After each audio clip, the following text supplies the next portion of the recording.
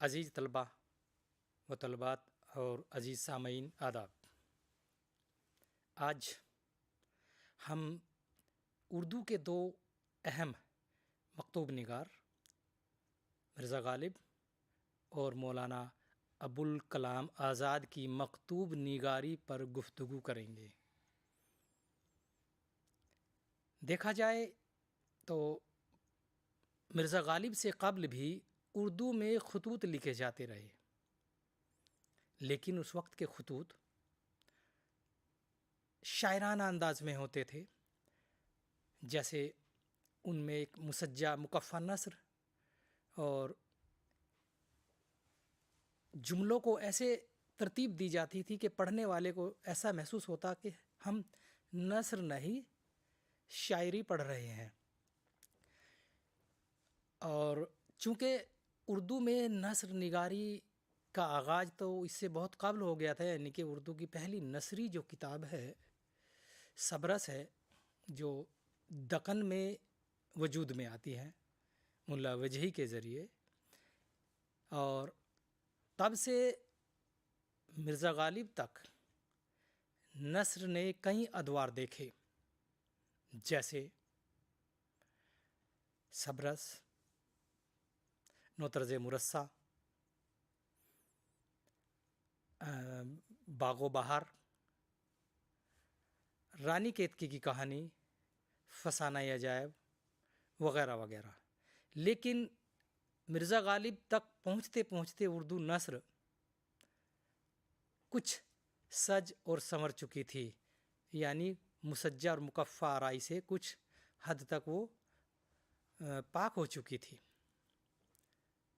غالب کا جب ابتدائی دور تھا تو ان کو دہلی کے ہی رہنے والے باغ و بہار کے مصنف میر امن دہلوی نے نصیحت کی تھی کہ مرزا صاحب زمانہ بدل رہا ہے، کہاں مسجع اور مکفّا آرائی کے جھمیلے میں پڑے ہو، عوام میں مقبولیت حاصل کرنی ہے تو سادہ سلیس نثر لکھیے۔ اس بات سے غالب اتنے متاثر ہوئے کہ انہوں نے بالکل سادہ سلیس یعنی کہ آسان اردو میں نثر لکھنا شروع کیا، یعنی کہ اپنے خطوط لکھنے شروع کیے، جبکہ اس سے قبل مرزا غالب کے یہاں یعنی کہ وہ جو خطوط لکھ رہے تھے ان میں فارسی اور عربی زیادہ استعمال ہوتی تھی، اور ہو بھی کیوں نہ، وہ زمانہ ایسا تھا کہ جو جتنی مشکل زبان استعمال کرتا تھا اس کو اتنا ہی بڑا عالم سمجھا جاتا تھا، لیکن وہ صرف تعلیم یافتہ طبقے تک ہی محدود تھا۔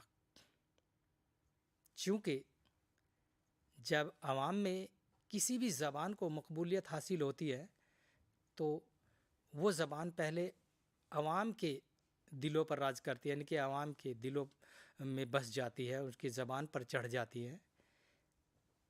میر امن دہلوی نے، جیسے کہ میں نے ابھی ذکر کیا کہ دہلوی زبان میں قصہ چار درویش کا ترجمہ کیا آسان اردو میں، جس کو نام دیا باغ و بہار۔ اس کے دیباچے میں خود لکھتے ہیں کہ میں نے باغ و بہار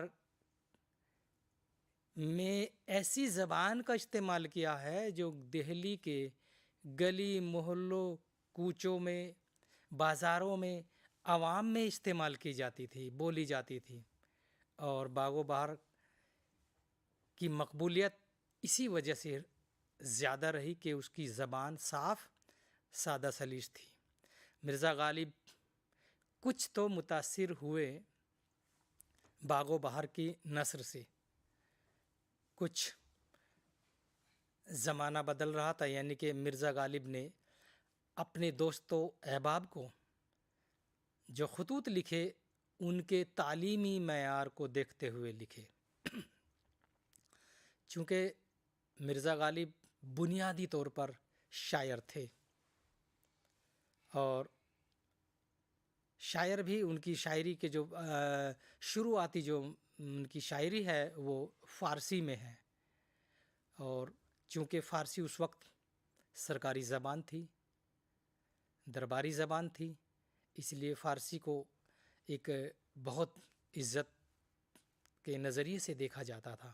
مرزا غالب نے بھی اسی روایت پر چلتے ہوئے فارسی میں شاعری کی، لیکن جب انہوں نے اردو میں شاعری شروع کی اس کے بعد، اور 1835 میں جب اردو کو انگریز حکومت نے سرکاری زبان قرار دیا تو مرزا غالب بھی اس طرف متوجہ ہوئے۔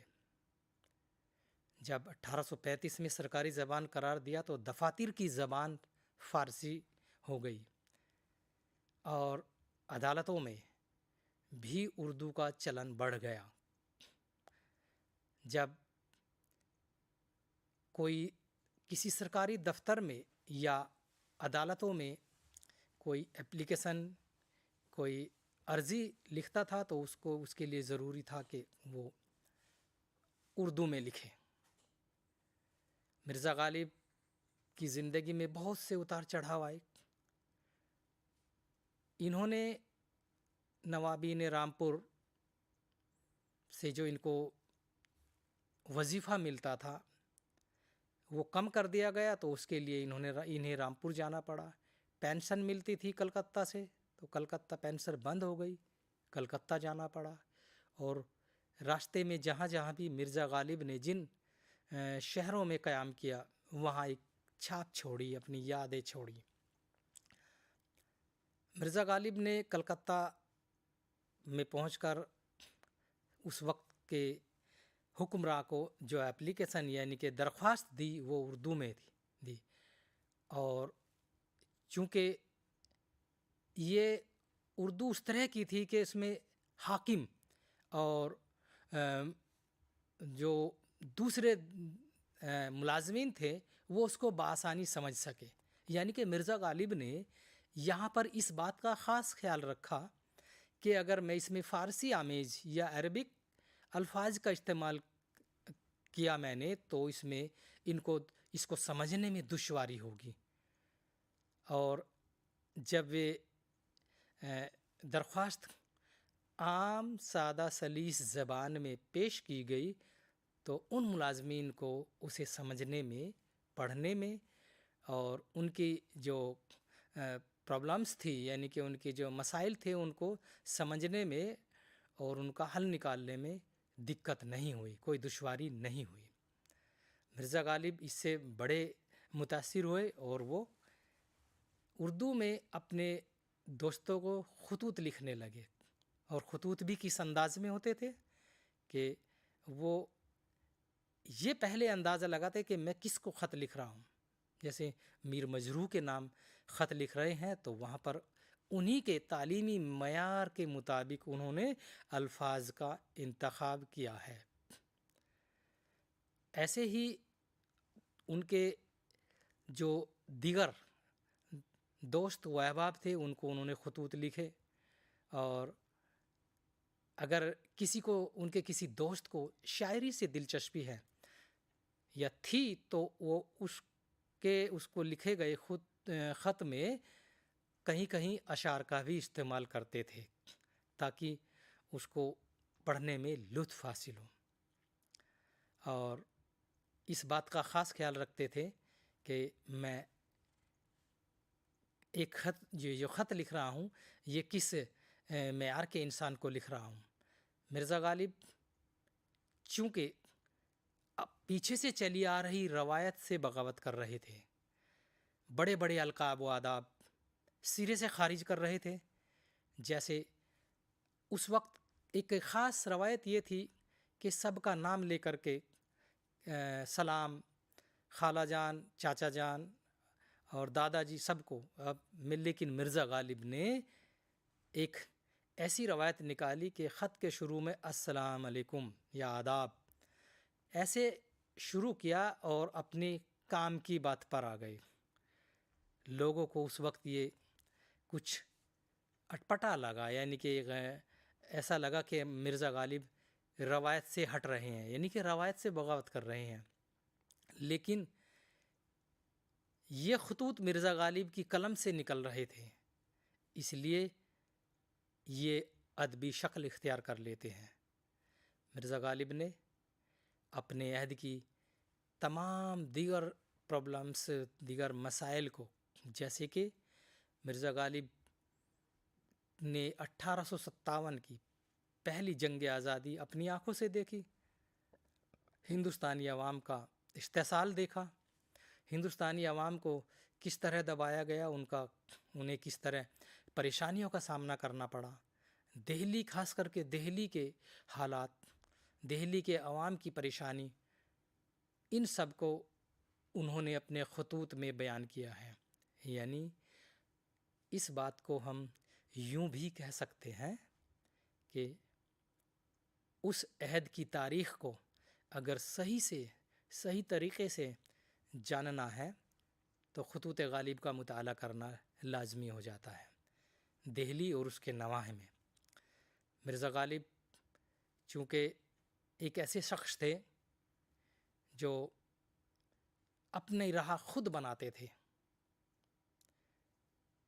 دربار رامپور میں جب وہ اپنی پینشن کے متعلق حاضر ہوتے ہیں تو وہاں کے حالات اپنے دوست کو لکھتے ہیں، وہاں کی آب و ہوا، رامپور کے نزدیک اس کے پاس میں بہتی ہوئی ندی کوسی، جس کے پانی کو وہ آب حیات کی ایک سوت کے روپ میں بتاتے ہیں کہ اتنا میٹھا اور اتنا صاف اور شفاف پانی ہے، تو اس سے ظاہر ہوتا ہے کہ اس وقت ہمارے ملک میں ندیوں کو گندا کرنے کی روایت نہیں تھی، ندی گندا نہیں تھی، یعنی کہ ندیوں کا پانی جو عوام ڈائریکٹ یعنی کہ سیدھے طور پر اس کو پی لیا کرتے تھے۔ تو یہ اس عہد کی ہمیں تاریخ یعنی کہ ہسٹری کا پتہ چلتا ہے۔ مرزا غالب چونکہ 1797 میں پیدا ہوئے آگرہ میں، اور یہ وہ دور تھا جب ہندوستان پر مکمل طور پر انگریزوں کا قبضہ ہو گیا تھا، ہر کوئی پریشان تھا۔ مرزا غالب کے خطوط میں ہمیں ان سب مسائل کی معلومات حاصل ہوتی ہیں۔ یعنی مرزا غالب کے ان خطوط میں ہمیں حب الوطنی، مشترکہ تہذیب، سیاسی، سماجی، اقتصادی، ان سب حالات کے بارے میں معلومات حاصل ہوتی ہیں۔ مرزا غالب نے اپنے عہد کی دیگر جو ریاستیں تھیں، ان کے نوابین، ان ریاستوں میں ان کے دوست و احباب اور دہلی کے حالات، ان سب کا ذکر کیا ہے۔ ہم اسے یوں بھی کہہ سکتے ہیں، یعنی ہم اس پر مرزا غالب اور یعنی کہ مرزا غالب کے خطوط میں مشترکہ تہذیب، اس پر ایک الگ سے ایک اچھا مقالہ بھی لکھا جا سکتا ہے، یعنی کہ ان کے خطوط کے متعلق۔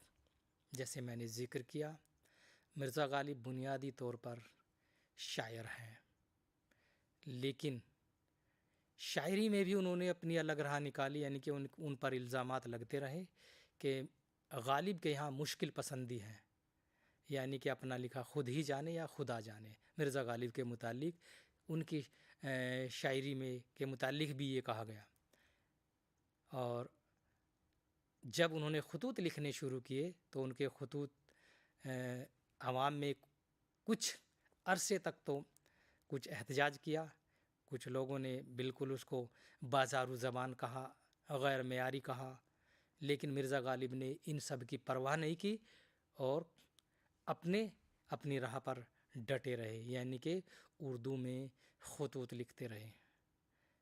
اب چونکہ مرزا غالب کے انتقال کے بعد 1888 میں مولانا ابوالکلام آزاد کی ولادت مکہ میں ہوتی ہے، اور اس کی بھی کئی وجوہات ہے کہ ان کے والدین کے متعلق یہ کہا گیا، یعنی مولانا ابوالکلام آزاد کے متعلق ان کے والدین کے متعلق یہ کہا گیا کہ 1857 کی جنگ آزادی کے دور میں مختلف پریشانیوں سے دوچار ہونے کے بعد ان کے والد مکہ میں چلے گئے اور وہیں بس گئے۔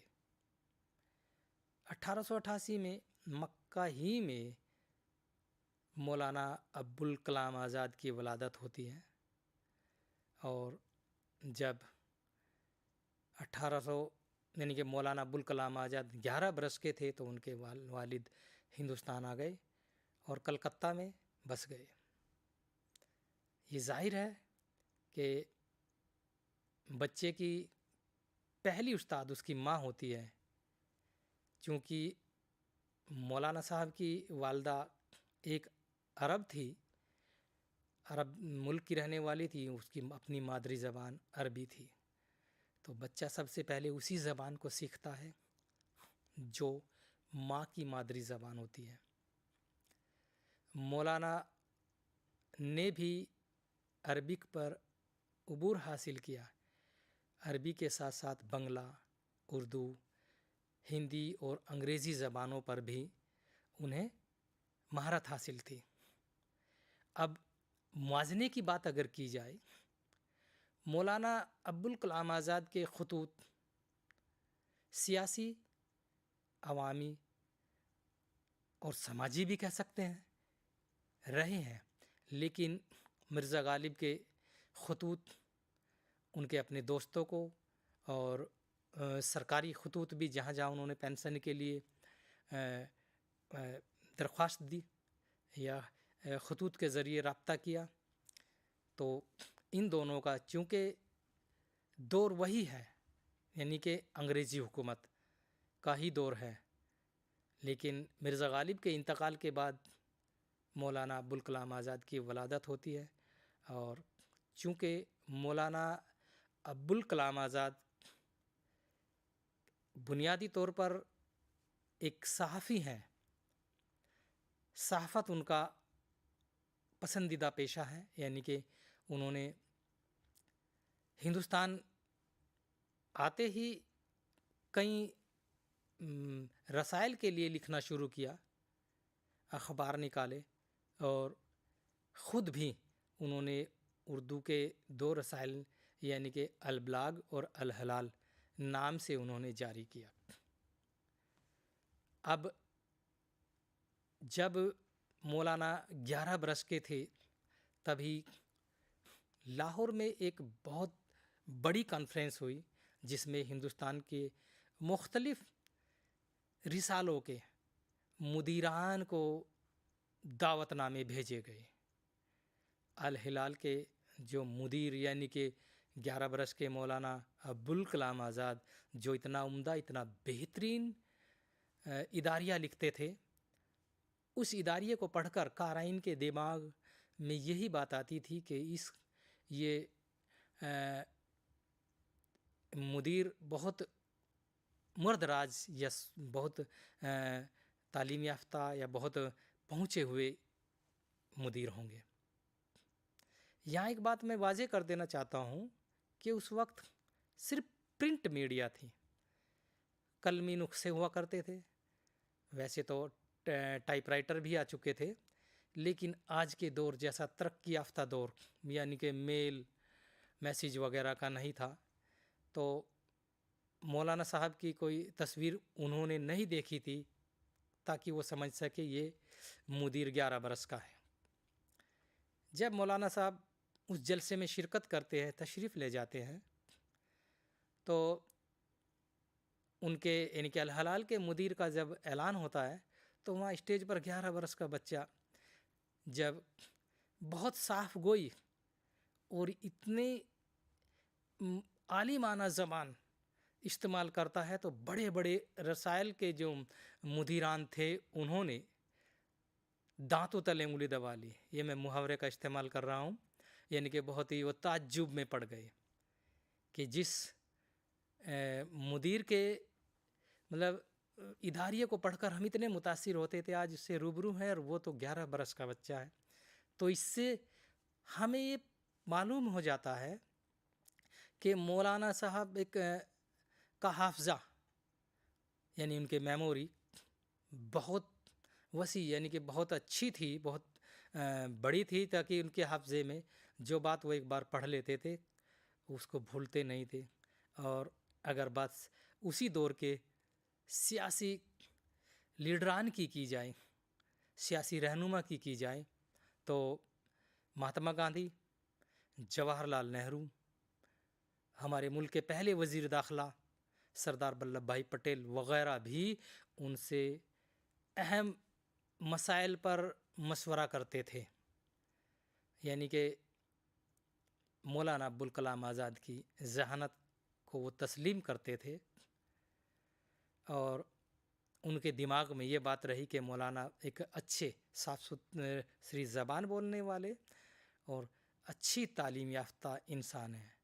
اس کا نتیجہ یہ ہوا کہ ملک کی آزادی کے بعد مولانا ابوالکلام آزاد کو آزاد ہندوستان کا پہلا وزیر تعلیم بنایا گیا. اب میں ذکر کروں گا ان کے خطوط کا. مولانا ابوالکلام آزاد نے جو خطوط لکھے، ان کے خطوط کے ویسے کئی مجموعے ہیں، لیکن جو سب سے زیادہ جس کو شہرت حاصل ہوتی ہے وہ غبار خاطر ہے. غبار خاطر مولانا کے ان خطوط کا مجموعہ ہے جو انہوں نے قید و بند کے حالات میں لکھے. یعنی کہ احمد نگر کی جیل میں رہتے ہوئے انہوں نے اپنے دوست مولانا شیروانی کو یہ خطوط لکھے. چونکہ مولانا قید و بند کی حالات میں تھے اور خط باہر نہیں جا سکتے تھے، نہ ان سے کوئی مل سکتا تھا، لہٰذا مولانا نے وقت گزاری کے لیے خطوط لکھنے شروع کیے. اور غصہ بھی انہیں آتا رہا. خطوط لکھتے وقت انہیں جو غصہ آیا، ان غصے کا اظہار انہوں نے اپنے خطوط میں لکھا. مولانا کے خطوط میں اس وقت کے سیاسی ہلچل، اور خاص کر کے مولانا نے اپنے ان خطوط میں چائے کا ذکر کیا ہے. چائے کے بارے میں ذکر کرتے ہوئے کہتے ہیں کہ چائے چین ملک کے باشندوں کی ایجاد ہے، اور 1500 برس سے وہ اس کا استعمال کر رہے ہیں. قزاقستان، ایران، روس وغیرہ میں بھی چائے کو بہت دلچسپی کے ساتھ میں پیا جاتا ہے، استعمال کیا جاتا ہے. لیکن ہندوستان میں جب چائے استعمال کی جانے لگی، اس کا صحرا انگریزوں کے سر جاتا ہے. یعنی کہ انگریزوں نے سب سے پہلے ہندوستان میں چائے کا استعمال شروع کیا، چائے پینے کا. اب چونکہ اس ملک میں کہا جاتا ہے کہ یہاں دودھ دہی کی دھارے بہتے تھے، یعنی کہ بہت بڑی ماترا میں یا بہت تعداد میں یہاں پر دودھ کی پیداوار زیادہ تھی. لہٰذا انگریزوں نے شروع میں چائے میں دودھ ڈالنا شروع کیا، جو بعد تک دودھ میں چائے کی پتی ڈال کر پیا جانے کا ایک تصور پیدا ہو گیا. ان خطوط میں چڑے چڑیا کی کہانی، حب الوطنی کا ذکر، دیگر سیاسی، سماجی، اقتصادی ان حالات کا ہمیں ذکر مولانا ابوالکلام آزاد کے خطوط میں ملتا ہے. مولانا نے مہاتما گاندھی ان کے بابائے قوم کے بارے میں ان خطوط میں تفصیل سے کئی بار ذکر کیا ہے، اور اپنے دوست شیروانی کو جو انہوں نے بیشتر جو خطوط لکھے، ان خطوط میں کے متعلق دوسرے ناقدین یا ادبا نے یہ الزام لگایا ہے کہ یہ خطوط کم ہے، انشائیہ زیادہ یا مقالے کی شکل میں زیادہ نظر آتے ہیں. چونکہ یہاں موازنے کی اگر بات کی جائے، مرزا غالب نے بھی اسی روش کو قائم رکھا، یعنی مرزا غالب نے بھی اپنے دوست احباب یعنی کہ جس کو خط لکھ رہے ہیں اس کے مطابق، اس کے معیار کے مطابق ہی الفاظ کا انتخاب کیا۔ مولانا ابوالکلام آزاد نے بھی اسی روش کو قائم رکھا، یعنی کہ مولانا شیروانی جو بڑے تعلیم یافتہ تھے، شاعری سے دلچسپی رکھتے تھے اور فلسفے میں بھی ان کو زیادہ دلچسپی تھی، تو مولانا ابوالکلام آزاد نے اپنے دوست شیروانی کو جو خطوط لکھے ان میں ایسے بھاری بھرکم الفاظ کا استعمال کیا ہے کہ وہ اچھوں کی پہنچ کے پرے ہیں، یعنی کہ ان کی سمجھ کے پرے ہیں، ان کو سمجھنے میں دشواری ہوتی ہے۔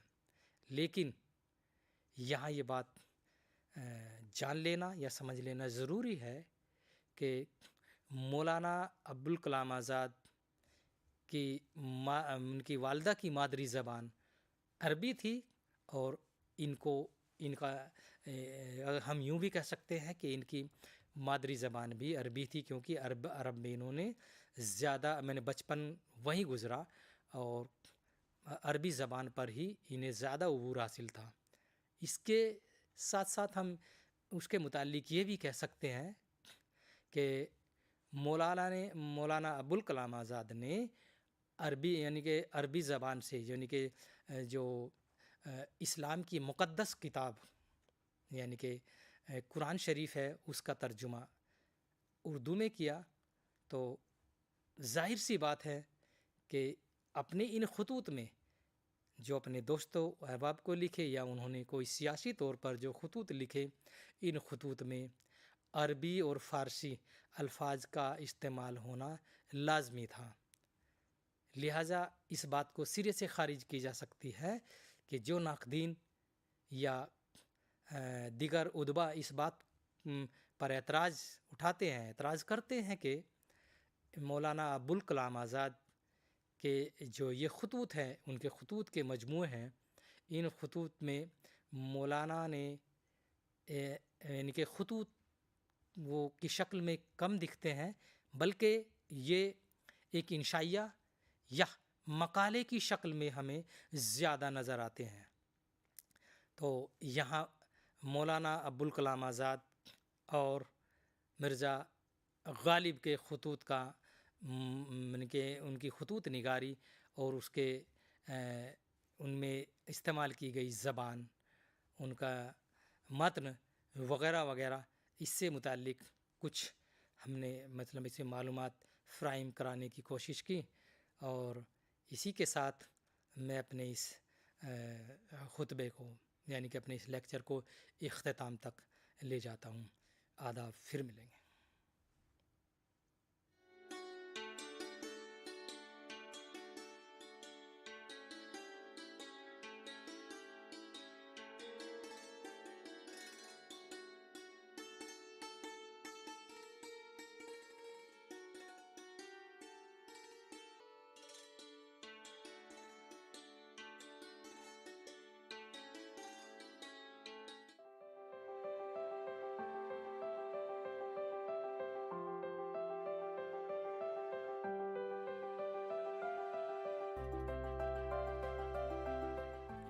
Are you a fresh graduate?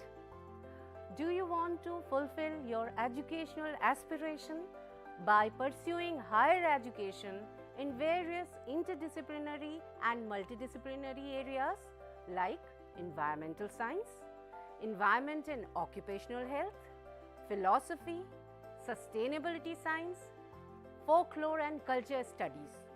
If yes, the School of Interdisciplinary and Transdisciplinary Studies offers various programs like Master's Program, Graduate Program, Postgraduate Diploma, Certificate and Appreciation Program.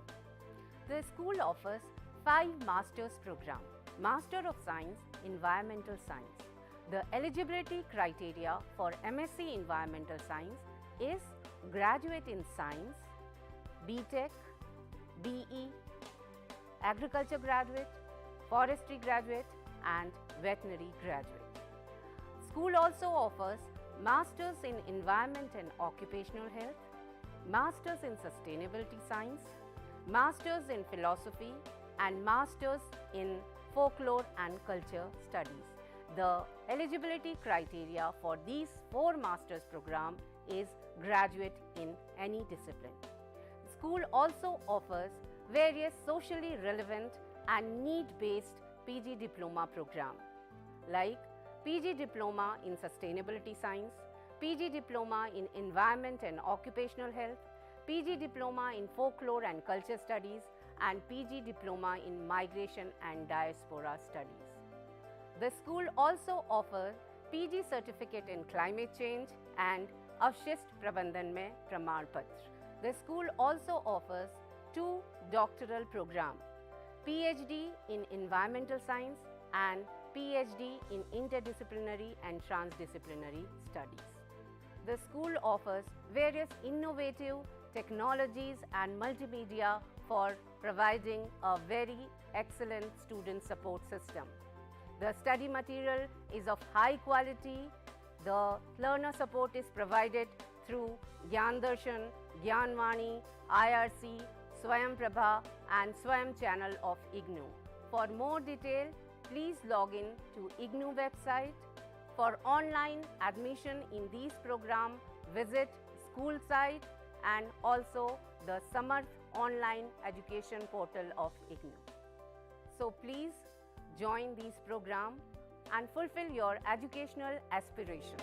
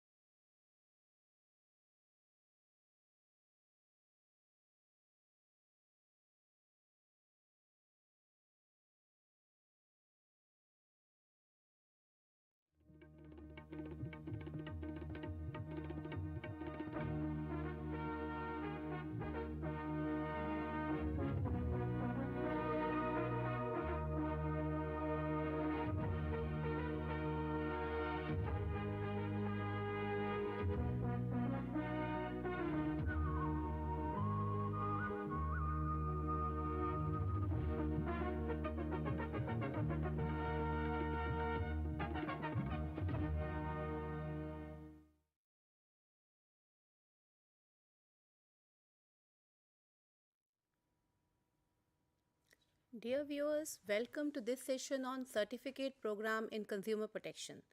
This program is offered by School of Law, Indira Gandhi National Open University, and is offered in both Hindi and English languages.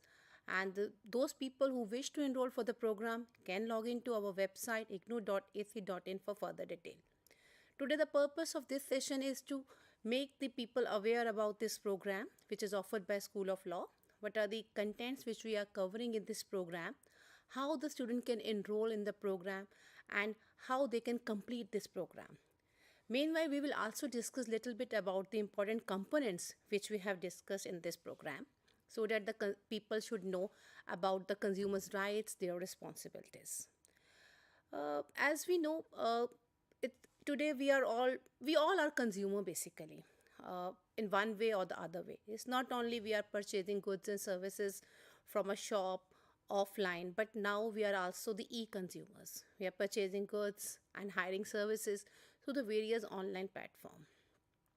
The rapid industrialization or rapid use of information communication technology, it has led to the changes in the needs, the perceptions, the attitudes, the requirements of the consumer. Today the consumer is more they know about the rights also. They know about the how there is so much of exposure that they can purchase various things through various modes. And it is very important to know what are the consumer protection laws, or who is consumer, and what remedies they can seek if they have any dispute or if they receive a improper good or deficiency in services, where they need to go. It's very important to understand this aspect. Now, Consumer Protection Act 1986 was, we can say, it's a milestone in the history where the consumer rights are protected. It provides about the consumer interests. It provides for speedy disposal of cases relating to the consumer disputes. However, now this act has been replaced by the Consumer Protection Act 2019, which came into force in 2020.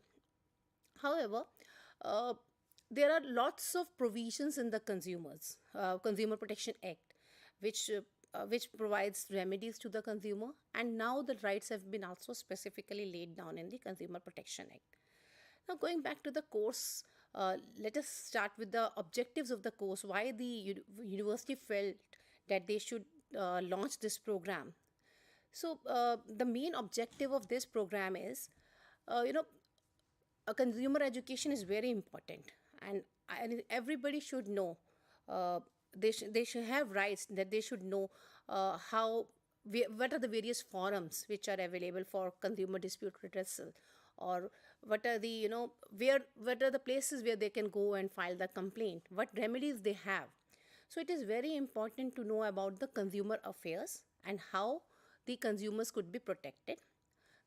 One should also be aware of different consumer protection legislations which are in India, little bit in comparison to global also we will provide, and also it will be helpful. This course is basically helpful to those people who wanted to know actually what is the consumer rights, and they wanted to work in our NGOs, or they wanted to work relating in the field which is relating to the consumer affairs, or they wanted to work in a government department relating to the consumer awareness or consumer affairs. So basic purpose of this course is to create awareness among the learners, among the people, about the consumer rights and the protections which is available in India. This program is actually, when we are offering this program, we have assigned this program a code which we call CCP as a certificate program in consumer protection, certificate in consumer protection. So anybody who is 12th pass, or the person has done PPB from IGNOU, they can also enroll for this program. And the program fees is very minimal. It's only 1800 those who wish to enroll for the program. Since the basic aim is to provide the information relating to the, we want to provide door-to-door information about the consumer rights and awareness. So this program is offered in both English language and Hindi language. We provide self-learning materials to the student which is divided into certain units and lessons. And this SLM we call self-learning material is available on EGNOU also as a soft copy, and even the print copy we provide to the learners. Apart from this, we also provide the audio and video sessions for the program, which the students can refer to. However, this program is basically divided into 4 courses. Like if a person wishes to enroll for the program, the course is this program as a whole is a 16 credit course, and it has 4 different courses. For example, first course is consumer and consumer protection legislation. Again, the courses are also assigned certain codes so that it's easy for the students to apply for as per the course. So consumer and consumer protection legislation, CPI 101. The second course is redressal of consumer grievances and the role of various stakeholders. The third course is devoted to the consumer protection issues. Then the fourth is the project work in consumer protection. The purpose of the project work is to determine the skill of the learner who has enrolled in the program, how much he or she has learned out of the program, what skill they have developed. So these all 4 courses are basically compulsory courses. So when a person take admission in the program, they have to complete all the 4 courses to get the certificate of completion. So these are compulsory, and all courses are of 4 credit each. That means 1 credit is basically 30 to 32 hours of study, which is inclusive of going through the self-learning materials, or the audio videos, or the teleconferencing sessions, or the interactive radio conferencing sessions. So the student can study with their own pace. the maximum and minimum duration which is provided for this program is like it's a 6-month certificate program. But as a learner, you can enroll for the program, complete within the span of 2 years' time with your own pace. If you're working, you can work as per your flexibility hours. So that is the basic aim of providing the certificate program. And also the choice of medium is given. Either you can enroll in Hindi program or in English program. Now, the question arises when you want to enroll for the programs. What are the course contents which we are covering in this course? That is also very important to know. So as the first course reflects the consumer and consumer protection legislation. This is the title of our first course. Since I have already told you that it's a 4-credit course, so generally we have 4 blocks, and in each block we have certain units. So in this program, as the name suggests, consumer and consumer protection legislation, the first block is consumer, the basics. Now, when we are saying basics, it's very important, first of all, who is consumer and who is not consumer? What is consumerism? How you define the concept of consumerism? Or what is the profile of a consumer? What is the consumer environment? And how the consumer behave in the market? So when we say who is consumer, generally, if we look into the definition by the Act, it says anybody who buys goods or hire services for consideration and through any payment mechanism. It may be a deferred mode of payment, maybe payment is given late, but there should be an consideration for a purchase. Maybe like if you're purchasing the goods, then you are paying the money. So money is the consideration here. So any person who buys goods or hire services is the consumer. But here there is a rider. The person who is buying goods or hiring services, it should be for their personal consumption or maybe for their earning livelihood or way of self-employment. But it should not be for the commercial purpose or for the purpose of resale. So that means if a person is purchasing a good or hiring a services and is exclusively using it for its maybe a self-employed, he's a self-employed person, he's using for that, earning his livelihood, then he falls within the category of consumer. But if he resell the product or is having any advantage and got some commercial advantage out of that, then he or she does not fall within the definition of consumer.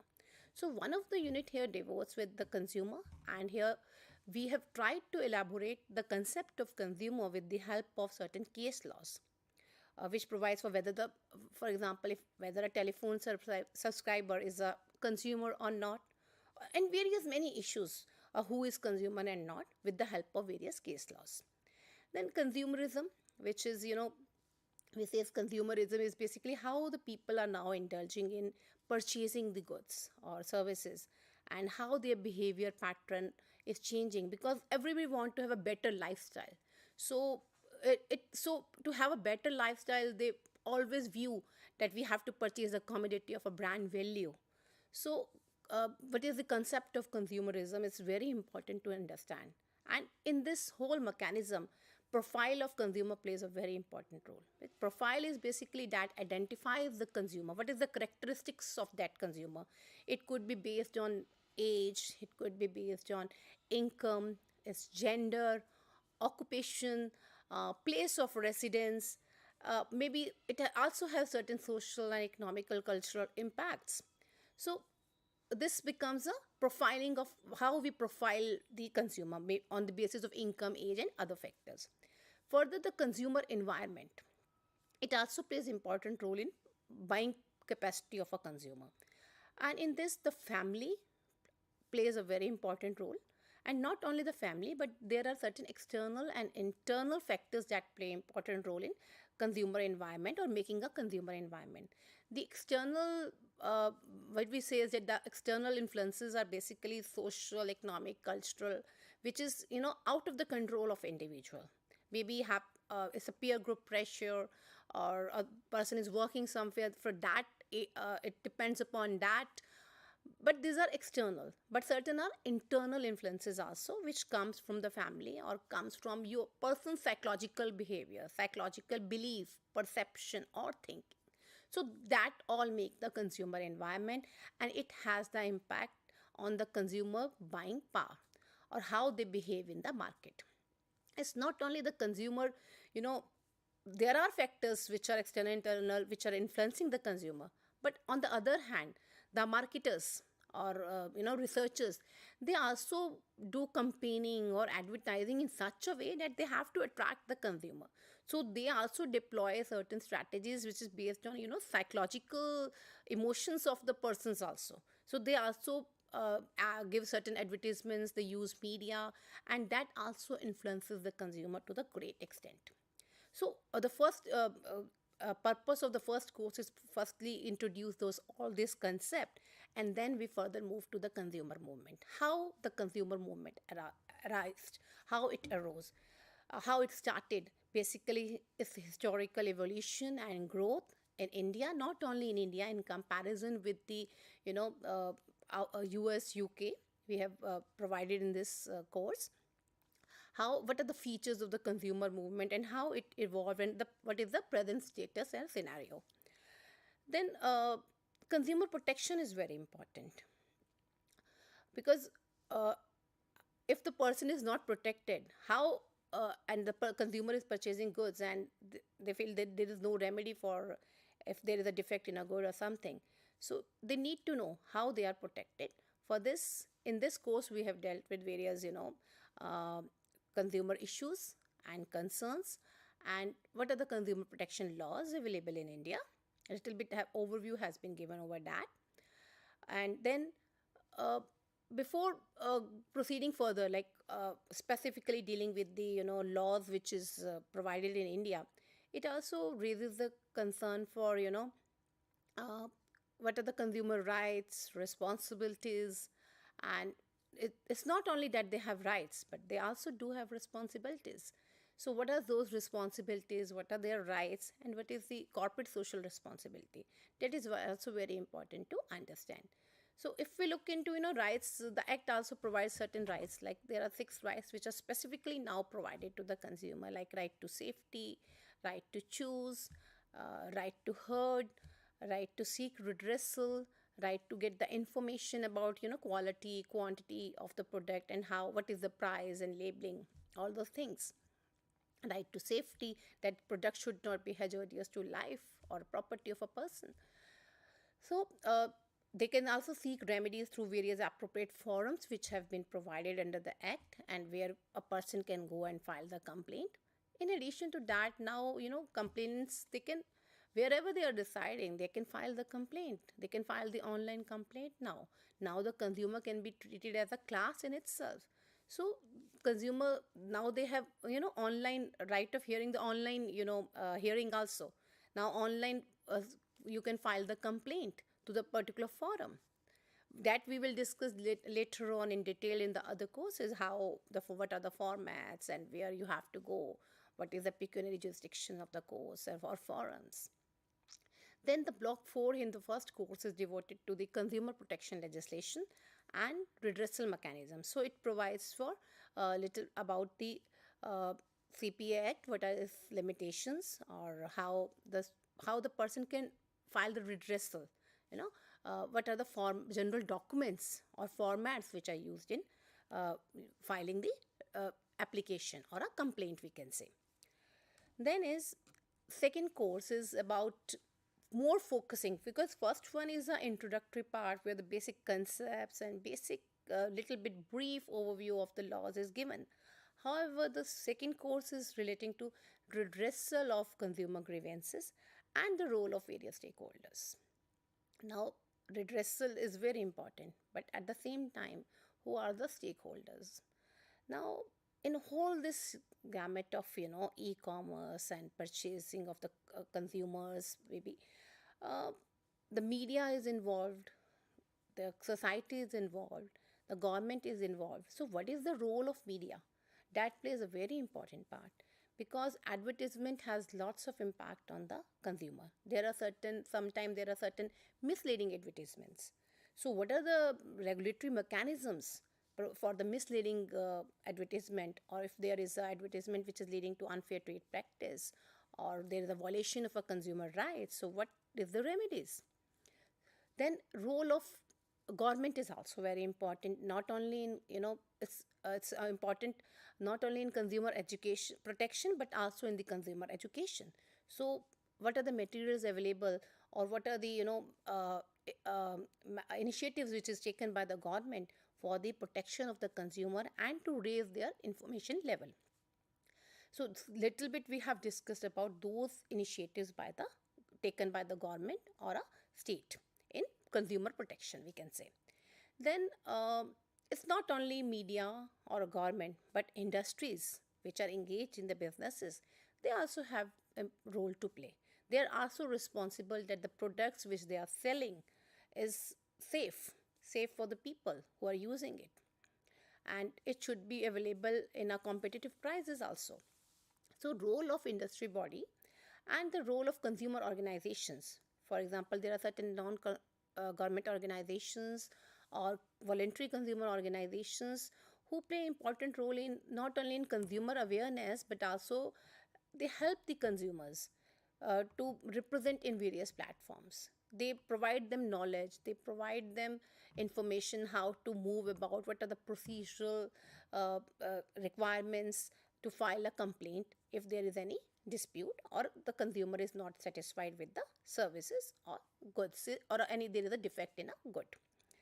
Then here we have also discussed about, we have elaborated here concept of consumer organization. So we tried to provide how the organization is also come into being, how it is constituted, and how it could be managed, so that if anybody is wanted to work in that area and want to also set up a consumer organization. So we have discussed that also briefly in a 1 or 2 units.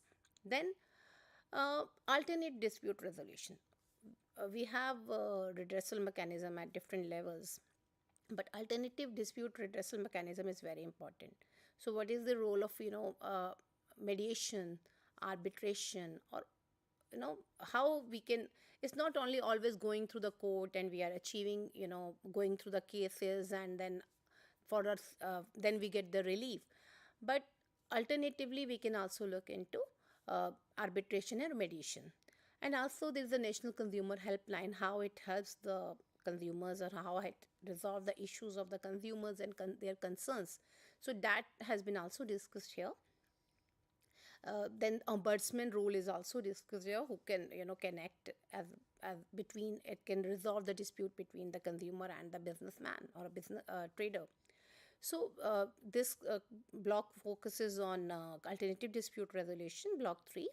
Then the last block of this course 2 is devoted to the consumer organization. Here, like I said earlier also, how it is managed and what is the role of basically the voluntary consumer organization in protecting the consumer, what approaches they are using, that has been, we have tried to discuss in this block 4.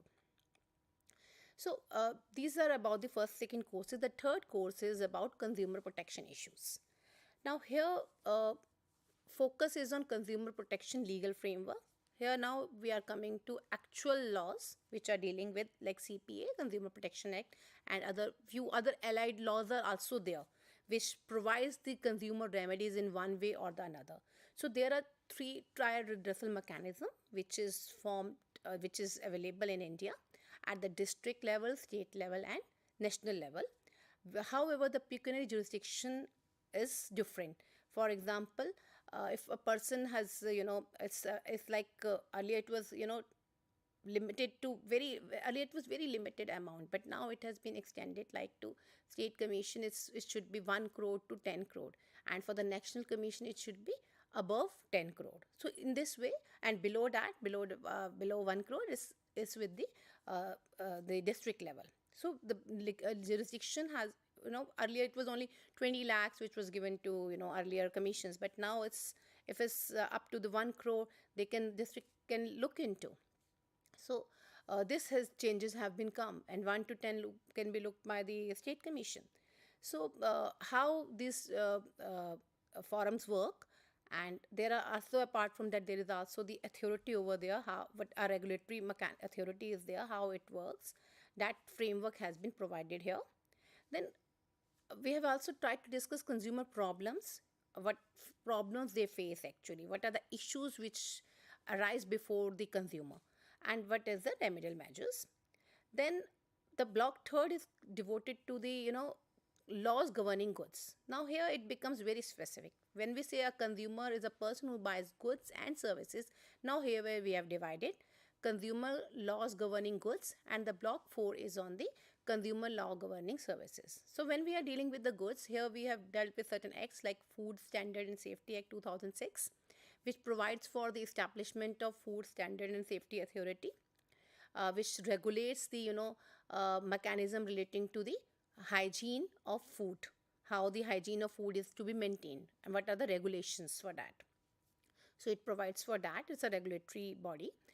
Then we have discussed certain case laws relating to the goods and specific judgments on the case laws. Then is consumer laws governing services. That is also very important, because it's not only we are purchasing goods, but we are also hiring services. Maybe it's a medical professional services, medical, or we can say it's a banking services, or railway transportation. So what is the if in there is case of medical negligence, so what is the remedy? Or in case of deficiency in bank services, so there are certain regulatory mechanism and acts also, like banking ombudsman scheme is there, or a bank regulation act is there. So we have provided all those information here, and what is the responsibility of railway for a carriage if there is negligence in carrying goods and providing the services. And then also again we have tried to elaborate the concept by the help of judgments on specific to the services where there is a deficiency of services. So what amounts to deficiency of services, and what the case law suggests, and what are the judicial decisions by the government. So last course is basically a project work, which is the student can choose the topic. They can work under the supervisor, which is available in the study centers allotted to them, and then submit to the project section for evaluation. So if we look into evaluation system, to pass this course, if one register in the program, there are two criteria. One is continuous assessment through assignments, and another is the term and examination. The student have to complete both these. Assignments are always available on the website. All the information related to the filling up of our term and examination forms is always available on the IGNOU website. You can visit on ignouonline.ac.in for the same. But for passing, we say 30% weightage is given to assignment and 70% to the term and examination when a final mark sheet or final evaluation is done. So I hope this, if you want any further information, you can log into IGNOU website, ignou.ac.in. For admissions, you can log into the fresh admissions at Samarth. And if you wanted to know more about this program, you can visit to the School of Law, and there you can visit the link of program certificate in consumer protection. You will get all the course details. There is also a program guide available on the net, which provides to you how to take the admission and other related information. So I hope if you have any queries relating to the program, you can contact the School of Law also at sol@ignou.ac.in. For any further queries or any issues, you can always contact the school. And myself, Dr. Gurmeet Kaur from School of Law, IGNOU. Thank you.